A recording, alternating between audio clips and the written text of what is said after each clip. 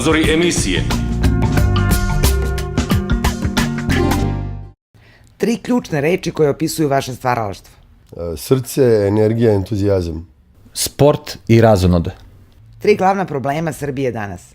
Nedostatak vizije, nedostatak energije i nedostatak nade. Nedostatak energije, nedostatak ideje i recimo delimično nedostatak novca. Ocenite u najkraćem delovanje vlade Srbije povodom poplava. Koje je delovanje vlade? Preplašeno. Ocenite medijsko izveštavanje o poplavama. Zavise od medija. Jedni su to radili bolje, drugi su ignorisali maltene. Ulagivačko. Ocenite ulogu internet zajednica tokom poplava. 10/10. Pozitivno histerično. Kako komentarišete privođenja građana zbog širenja panike preko društvenih mreža sa zaprećenom kaznom od 6 meseci do 5 godina zatvora? To je represija, to je skroz se zakasnilo. Ta panika je nastala zato što nije bilo dovoljno pravih informacija. Normalno, ljudi koji su labilniji deluju, naprave paniku. Dakle, nisu krivac ti ljudi koji su širili paniku, nego oni koji nisu dali informaciju. To je puzajuća opasnost. Da li je bilo cenzure sadržaja na internetu tokom vanredne situacije zbog poplava? Bilo je puno samo cenzure, ali cenzure nije bilo. Bilo je neformalno. Kako vi komentarišete cenzurisanje interneta? Ne postoji cenzurisanje interneta. Za neke portale za koje kao su cenzurisani, u stvari u pitanju bilo nestručno postavljanje hostinga, odnosno imali su preveliku posetu i to ih je blokiralo. Pa internet je nemoguće cenzurisati. Dakle, moguće je samo neki sadržaj ukloniti zato što se nekom učini da to treba da radi, ali kada nešto tamo zatvorite, ono nikne na 30 drugih strana, tako da je to nemoguće. Kakav je učinak apela blogera, twitteraša, facebookaša i drugih građana protiv cenzure u Srbiji? Postoji samo cenzura i urednici koji pokušavaju da se bave parapsihologijom, odnosno da pročitaju misli nekome.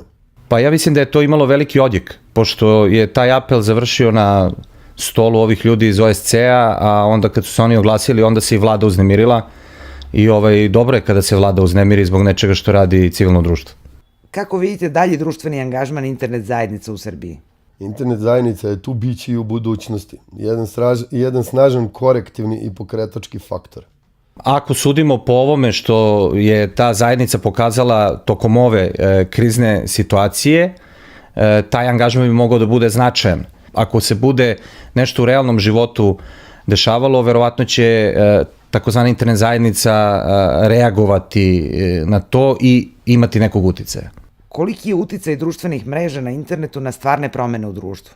Pa možemo da kažemo da je ključan, a čak možda i jedini. Taj uticaj može da bude značajan samo ako su ljudi sa društvenih mreža i ona debata koja postoji na društvenim mrežama i aktivizam koji postoji na društvenim mrežama vezani za neku političku opciju, onda taj uticaj može da bude značajan. Zašto se o pitanjima od javnog interesa više raspravlja na internetu i društvenim mrežama nego u tradicionalnim medijima? Zato što je internet dvosmerna komunikacija, digitalna agora. Pa zato što su tradicionalni mediji na samrti i oni nisu sposobni otprilike da tu debatu kontinuirano drže u središtu pažnje i to je to, a ovo što se dešava na društvenim mrežama zapravo pokazuje koliko ljudi žele da imaju neku normalnu debatu o stvarima koji im izgledaju važno. Da li je u Srbiji danas veći problem cenzura ili autocenzura? Autocenzura. Cenzura ne postoji. Autocenzura. Opišite jednim pridevom medijsku scenu u Srbiji. Šarena. Slaba. A političku scenu? Preskačemo, idemo dalje. Siromašna. Da ste vi premijer, šta biste prvo promenili? Pokazao bi narodu gde je sunce. Prvo bih promenio prvog potpredsjednika vlade. Kako vidite Srbiju za 5 godina? Ja je vidim kao Kaliforniju Evrope. Mutno. Šta cenite kod drugog sagovornika dvougla? Ja ga obožavam. Slobo je meni mnogo gotivan čovjek. Vredan je. Šta mu zamerate? Baš ništa. Ništa mu ne zameram, nije pristojno. Šta biste mu poručili? Vidimo se na lajni. Da me zove na tvitomaniju kad je bude organizovao. Sponzori emisije.